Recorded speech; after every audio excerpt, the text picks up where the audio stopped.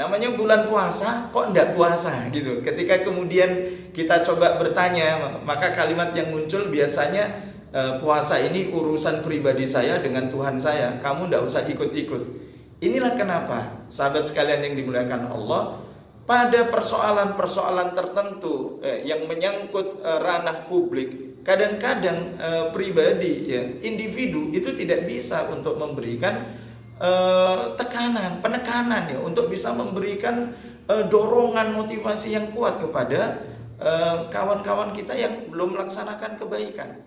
Butuh satu kekuatan yang besar ya, butuh satu kekuatan yang bisa memotivasi agar setiap orang yang beriman kepada Allah itu betul-betul menjalankan tanggung jawab keimanannya, tanggung jawab keislamannya dengan sebaik-baiknya. Kita tahu ketika Rasul Shallallahu Alaihi Wasallam meminta kepada para sahabat dan semua orang yang ada di sekitar beliau yang berada di Madinah, ya, itu mengikuti apa yang telah diturunkan oleh Allah dan Rasulnya. Dan bahkan ketika Rasul Muhammad Shallallahu Alaihi Wasallam wafat, digantikan dengan Khalifah Abu Bakar As-Siddiq radhiyallahu anhu, ada upaya-upaya di antara orang-orang yang berpenyakit di dalam hatinya, tidak lagi mau tunduk kepada apa yang telah ditetapkan oleh Allah dan Rasulnya. Semisal ketika mereka diminta untuk membayar zakat gitu, mereka kemudian seolah-olah ya ingin mengatakan, bukankah Muhammad sudah tidak ada? Untuk apa kami melakukan apa yang pernah diperintahkan oleh orang yang tidak ada gitu? Mendapatkan kabar yang seperti itu, serta-merta Abu Bakar As-Siddiq radhiyallahu anhu mengirimkan pasukan untuk apa? Untuk memerangi orang-orang yang tidak mau menunaikan kewajibannya di dalam membayar zakat gitu. Pun juga bagi mereka yang mengaku Islam tapi tidak mau melaksanakan sholat tanpa uzur, mengaku Islam tapi tidak mau melaksanakan aktivitas syam di bulan Ramadan misalnya, maka mereka dalam tanda kutip ditertibkan gitu. Mereka itu akan dikenai sanksi, mereka itu akan dikenai kurungan, mereka itu bisa jadi akan dicambuk. Siapa yang melakukan itu semua? Sesuatu kekuatan ya, yang bisa menjadikan iman Islam kita ini tunduk sepenuhnya kepada Allah Subhanahu wa taala. Aturan yang datang dari Allah Subhanahu wa taala dan kemudian itu diterapkan oleh siapa? Pelaksana aturan itu ya, di antara para khalifah ya. Nah, maka disinilah kenapa kemudian peran negara dalam hal ini begitu kuat di dalam menjaga proses keimanan setiap individu muslim. Negara perannya begitu kuat dalam rangka menjaga harta, kehormatan seseorang yang beriman kepada Allah Subhanahu wa taala.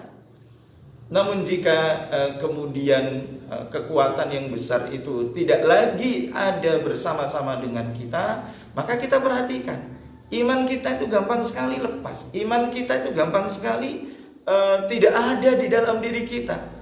Bahkan kepatuhan, ketundukan kita kepada Allah Subhanahu wa taala itu tidak lagi melekat di dalam diri kita, kecuali hanya sebatas lisan. Qul inna salati wa nusuki wa mahyaya wa mamati lillahi rabbil alamin. Selebihnya dalam proses aktivitas kehidupan, kadang-kadang kita itu tidak menunaikan kesungguhan dari apa yang kita ucapkan. Kenapa?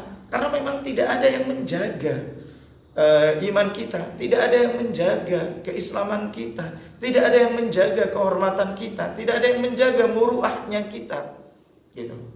Nah, sehingga kalau kita perhatikan ya, banyak yang mengaku sebagai muslim tidak sholat, gitu. Kita kan sedih ya. Di bulan Ramadan ini mengaku muslim tapi tanpa uzur tidak puasa, gitu. Kita itu kan sedih gitu. Mestinya momentum di bulan Ramadan ini bisa kita nikmati secara bersama-sama, dan nilai spiritual yang ada di sekitar kita itu begitu kuat untuk menguatkan keimanan kita, begitu kuat untuk mengokohkan keislaman kita. Itu tidak lagi ada. Karena apa? Karena kita bahkan mau sholat sungguh-sungguh pun kadang-kadang terganggu dengan mereka yang tidak menunaikan sholat. Mau saum sungguh-sungguh pun terganggu dengan mereka yang tidak melaksanakan saum ya.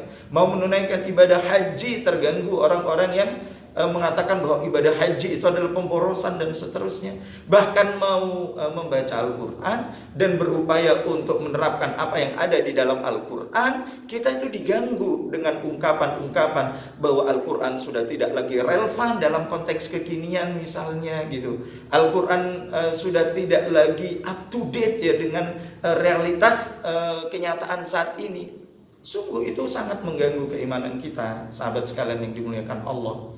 Karenanya sejatinya momentum Ramadan yang dimuliakan Allah Subhanahu wa taala ini itu akan menghadirkan tingkat kepatuhan dan ketaatan totalitas kita kepada Allah Subhanahu wa taala dalam menjalankan perintah dan meninggalkan larangan-larangan Allah Subhanahu wa taala. Semestinya kalau kita ingin tahu saum Ramadan yang kita tunaikan, qiyamul lail yang kita kerjakan, zakat, infak, sedekah yang kita bayarkan di bulan yang pun dengan kemuliaan ini diterima oleh Allah Subhanahu wa taala atau tidak, maka mumpung ini masih di awal, hendaklah kita itu introspeksi diri. Apakah ketika Ramadan berjalan ada enggak di dalam diri kita itu perasaan bahwa Ramadan ini adalah sesuatu yang bisa menguatkan iman kita, atau kemudian perasaan itu sudah hilang ya, sehingga apa yang diingatkan oleh Rasul sallallahu alaihi wasallam, man khurima khairaha faqad khurima, barang siapa yang dihilangkan atasnya kebaikan bulan Ramadan, maka pasti dia itu akan menjadi orang-orang yang celaka. Nauzubillah tsumma nauzubillah min dzalik. Semoga Allah Subhanahu wa taala menjadikan diri kita individu-individu yang bertakwa, tapi tidak cukup itu, akan menjadikan lingkungan sosial kita menjadi lingkungan yang bertakwa, dan selanjutnya akan menjadikan aturan dari apa yang telah ditetapkan oleh Allah dan Rasulnya itu benar-benar diterapkan di dalam aktivitas kehidupan di dunia ini. InsyaAllah, amin ya rabbal alamin. Mohon maaf lahir dan batin. Billahi taufiq wal hidayah. Assalamualaikum warahmatullahi wabarakatuh. Rabbu qalbina wa barikna lina'mal salihan fi yadayya risalatu at-taghyir.